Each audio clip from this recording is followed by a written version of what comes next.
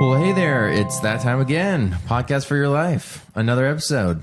We have a very special guest with us today. And that, would you like to introduce her? Yes, our guest today is Brittany, a coworker of ours. And she has a particularly interesting, let's say, relationship with the topic for today, which is Alarms. alarms. Brittany, welcome to the podcast. Thank you. It's an honor to be here. Wow. Tell our listeners a little bit about yourself and why you're here. I am Brittany. I work with Jason and Jam. I am here because I do not use an alarm, and I have blown their minds. Yeah, that is mind-blowing already. That is like a spoiler alert for later. We'll get around to that. Just stay tuned. But hopefully you're hooked, so. Let's kick it off. What are alarms? I just think an alarm is a noise machine designed to make sure you wake up in the worst mood possible. That's a good one. There we go. That's a really and there's good some one. emotion in there too, so that's a unique definition, Yeah. which is nice. Yeah. The worst mood possible. I like that the word alarm, it's a device that wakes us up, but also the word alarming is just like I was startled by something. Yeah. So there's already a little bit of a bent to the definition. It's not just Negative. a device. It's a negative. It's like, That's why you wake up in a bad mood, because your alarm is alarming. yeah. Yep. It's alarming. Yep. And so our language has already told us a little bit about how we should feel about alarms. Yep. What do you guys think was the first historic alarm? Like, my first thought is like a chicken. Like a chicken woke somebody up. I think they were roosters. Roosters, But yeah. So rooster. They're just like nature's alarm clock. Yeah. I mean, I guess that still is an idea that carries on. But so our neighbors have chickens and roosters, and they go off the whole day. That's So true. How did people just like, oh, okay, they have been silent all night, and now they're making noise. We should probably. I'm wake up. more baffled not by the first alarm, but by how did people wake up before alarms when they had to wake up at like 5 a.m. and go work out in the fields? Yeah. Yeah, this question came to my mind the other day. I was thinking about alarms. It was actually a day that my alarm didn't go off correctly. And I just thought, before I knew that Brittany didn't use an alarm, I thought, man, there was a day before alarms. Like, there's been innovations with alarms. Like, now we have them on our phone or whatever instead. But there's always been some version of it in the last however many 100 years. Even when it was just like a thing hitting a piece of metal, you know? Sure. Yeah, the old little ringer clock. Yeah. But there was a time before alarms. So yeah, rooster's the only thing I can think of. But like, could it have just been sunlight, maybe? Maybe. I think some people use their children as alarm clocks. Yeah, that's a good one. Yeah. Wow. Or could it just be habit? Like, could your alarm just be simply a habit that you form? Wow. How I about when you mean, wake up? that's what it is for me. I have used alarms in the past. And now I have trained myself, so I do not need one. I just wake up at the same time every day. Wow. Do you go to bed at the same time every day? No. But you still wake up at the same time? Wow. Yeah. So that's fascinating. How? Well, don't get how. before I worked for Gain, I had a job where I had to wake up at 5 a.m.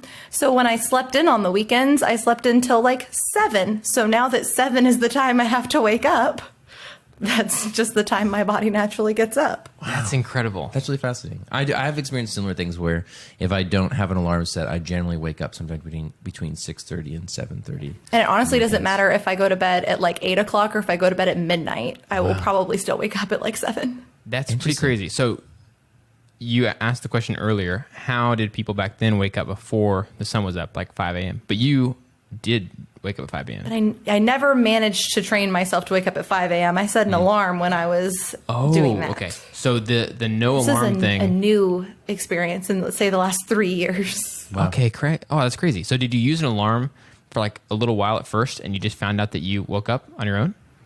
I tried it out and then, kind of figure out that I didn't need it. I use an alarm sometimes, like if I've switched time zones and my body doesn't know what time it is, or if I have to wake up at 3 a.m. to catch a flight. Yeah. But just for a normal everyday work day, Yeah. I don't use them. So anything That's really unusual. cool. Yeah, that makes sense though too, because if you were to train your body to be like, this is my wake up time, anything even slightly different like a flight or whatever, it just wouldn't be worth risking it. Yeah. Yeah, seriously. And I switch time zones a lot, so time zones are tricky. When you get back from being in a different time zone, do you pretty quickly go back to your routine or do you have to use an alarm when you get back? No, I usually have the opposite problem. I wake up earlier than I need to. Wow. And then I just wait until I get back on a normal schedule. maybe this Jet shouldn't- lag means I'm waking up at 5 a.m. at the latest. So. Yeah. Maybe this shouldn't be mind blowing, but I am completely fascinated. Like, I cannot imagine being able to wake up without an alarm. I mean, You wake up in such a better mood. Like, Right. wasn't interrupted from a dream or from sleep. There was no annoying sound. Yeah. It's like voluntary. It's like, Yeah. I chose to get up this morning. I chose. My body has decided this is an okay time to Yeah. get out of bed. it's weird too because we're talking about it as if it's so crazy, but we know that there was so much time when people Sure. didn't have alarms. But there was also like everything went by the hours of the day in terms of daylight. So what's your routine, Jam? Like when you wake up in the morning? It sounds like you just have to get up to an alarm. Otherwise, you would sleep all day. Well, no, I don't even really like sleeping late that much. So like say a Saturday, I don't typically set an alarm that's really that firm and I'll wake up at a reasonable time. But it's not been something where I can rely on myself to wake up early, which is my desire. And so like you waking up at 7 every day on the dot or whatever, pretty close, is something I would love, but I have to wake up earlier than that. And so my body doesn't naturally want to. So I am a super hard sleeper, like basically dead every night from like 11 p.m. to 6 or 6:30 a.m. Wow. I'm basically dead. And so I really need an alarm if I have any hope of waking up early enough to do things like I'd really love to someday be like really, really reliable and do some sort of workout activity in the mornings before even getting ready and going to work and stuff. So of course that requires like more than the minimum amount of time. But recently, I have kind of changed up my alarm tactics. I've gotten to where I don't like keeping my phone right by my bed. And so I charge my phone elsewhere over on our dresser. And I have my watch thing, sort of smartwatch deal, be my alarm, which is incredibly nice because it's quiet. The vibration. And it just vibrates. Like a It has a little bit of a sound, but mostly it's the vibration that wakes me up. And that's great because M is not a hard sleeper. So my alarm wakes her up no matter what time she has to get up. But sometimes it's later than me. And it's incredibly frustrating for her. So that's been a new thing, which kind of has excited me about alarms because it feels like way less abrasive, way less like wake up in a bad mood because it's almost like just someone tapping on your wrist. So Now, what are your thoughts on the snooze button? Ooh, I do snooze. divisive. That really is, yeah. The most controversial thing we've talked about on this podcast. Seriously. Wow. That's a hard one. I snooze. Yeah. I did when I had an alarm. I used to snooze. But now, But now I don't need to. what's your Damn. what's your routine, Jason? My routine is I wake up at 5:30 every day with an alarm. I actually recently changed it from 6:15 to 5:30 in the past 4 months because I was listening to something where somebody changed their routine to waking up around that time each day. And they basically said they were able to just calculate their sleep cycles so that 5:30 was when their sleep cycle was getting to a point where they could just like wake up naturally. Wow. And so just the difference of that 30 minutes has made me feel less tired Yeah. when I wake up, which is really interesting. 5:30 is still early, but just that half an hour. I think Yeah. what was happening was 5:30 was like when my sleep cycle was wrapping up, and 6 o'clock was when I was going back into the REM cycle again. Yeah. So it was kind of like, oh, how do I feel so terrible? I feel like also just the waking up a half hour earlier means that I feel like I have a half hour earlier Yeah. to just Yeah. like get things done. And Totally. so maybe the like, oh, well, I don't have to like be in a rush to get up and I got to like get things going because Yeah. I'm going to, run out of time otherwise. So that's been interesting. And I use a Google Home Mini. Nice. Next to my bed. I have this one song that's just like this kind of quiet instrumental electric bass that just wakes me up. And it's very soothing and stuff. And it's great. I just wake up and 5 seconds later, boop.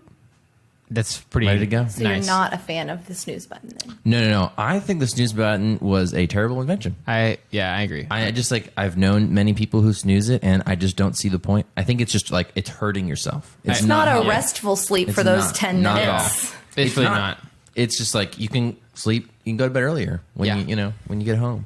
Brittany, describe to us the joy and scientific marvel of your wake up experience. Joy. Well, I hear birds singing, just like thinking about it. It's like sun shining in the window. I will say it's much easier in like the summer when the sun rises earlier. nice. Yeah. Like I do sleep a little later when the sun comes up later because I think the sun has a big part of like I have sheer curtains in my room. So like Yeah. just kind of naturally wakes up. Maybe there are birds chirping. I don't know. Probably are. But I naturally just get up between like usually 6:45 to 7:15, 7:30 if I'm like super exhausted. And that gives me the time to like, I've got time. I can lay in bed for 5 more minutes if I need to, but there's no like snooze button. Nothing has made me angry. Yeah. I don't feel like I have to get up. It's just my choice and it's great. Yeah. Sounds great. Yeah. There you go, guys. You've heard it. You've heard it here first. The goals to shoot for. Alarms. We can't all be Brittany. That's true. That's very true. I think I'm a naturally light sleeper anyway. That probably helps. I am too. Yeah. And so that's the thing is like when my wife gets up to go to the bathroom in the middle of the night, I'm up. Like I'll hear her get up. So that's why for me, I the dead sleep idea, like, yeah, I feel rested and stuff, but I've never been dead that an alarm wouldn't wake me up. Like somebody else's alarm in the house would wake me. Sometimes it's frustrating just because, like, if for whatever reason it was a really late night, I was traveling or I was out doing something and I don't go to bed till like 2 a.m., I'm still awake at 7. I was like, it would have been really nice to sleep in a couple more hours. Yeah. It's crazy. Yeah. It's nice to be a dead sleeper. But I will say this too, is that like, I feel like it's pretty out of my control, some of the things I need to help wake me up. Like, I wish it wasn't that severe, but I also want to ensure that I'm going to wake up.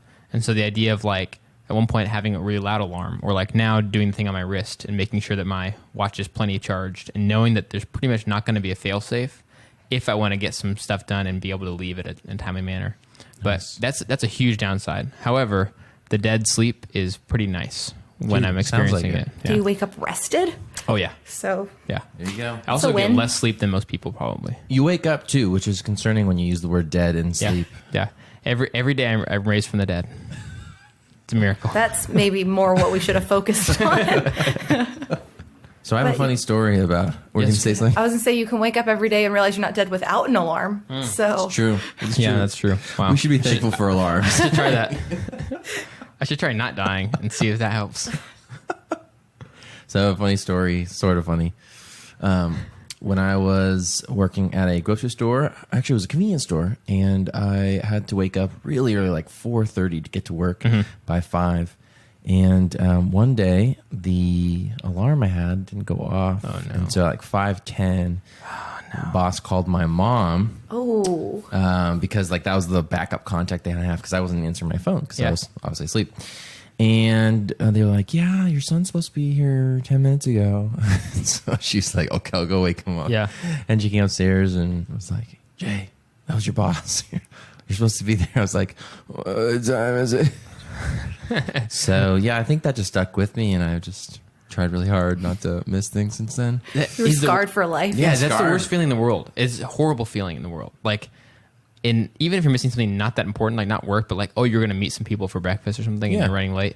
It is like, that'd be torture. A good way to torture somebody, ensure they wake up late every single day of their lives. And The worst one I had recently was the last time I went to Zambia, and I was sharing a room with Sophie, one of our coworkers, and she and I both went to bed that night assuming that the other one had set an alarm. No. And I wasn't setting one because I was like, I'll probably be, this was like our first night there, second night maybe. And I was like, I assumed I'd probably be awake on time because I usually don't have that problem with travel. And I was like, if not, no big deal. Sophie set an alarm. And she thought, surely Brittany set an alarm. We weren't supposed to be at breakfast till like 9 o'clock. Neither of us was that worried about it until 10:30 when someone came banging on our door to be like, hey guys, where are you? And we were like still in our pajamas, like, what's happening? Though our team had gone to breakfast without us, they'd done devotions without us. Wow. And we scrambled to get ready real quick. I was like, well, never count on someone else to set your alarm. That's the moral of that story. yeah, that is a good moral. Wow. Goodness gracious. There you go. Alarms. Don't count on anybody else. Yeah. Alarms. Trust no one but yourself. Yep. That's deep. That's good. Alarms. Be raised from the dead. Alarms. Roosters of the future. Of the present. Or our roosters, alarms of the past. Oh, roosters. Alarms of the past. That's really good. Wow. Well, that's it for today, everyone. Thanks for listening. Brittany, thanks so much for being on the show today. Thank you for having me. Yeah, thanks for sharing your experience with alarms and just a really good goal that we can all shoot for. Absolutely. It can be done. It'll be done. That's right. All right, guys. We'll see you next time. Bye, guys.